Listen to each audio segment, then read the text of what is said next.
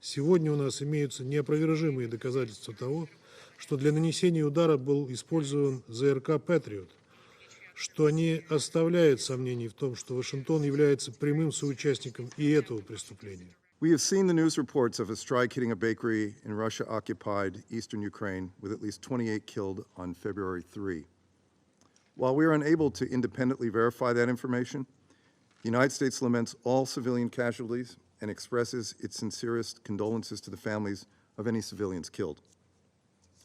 The unfortunate reality is Russia does not allow media freedom or independent reporting, so such claims are difficult to confirm. Though there is much we don't know, we do know this. The Kremlin bears full responsibility for the unconscionable death and destruction brought about as a consequence of Putin's war of aggression against Ukraine in violation of the UN Charter.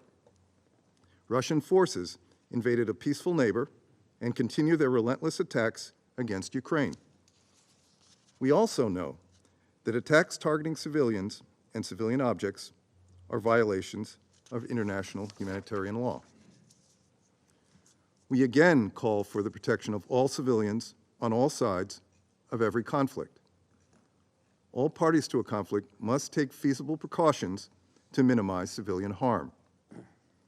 In contrast to Russia's lack of transparency and contempt for international law, the government of Ukraine has demonstrated a commitment to respect its obligations under international humanitarian law and to fully investigate any allegations of violations or abuses committed by its forces.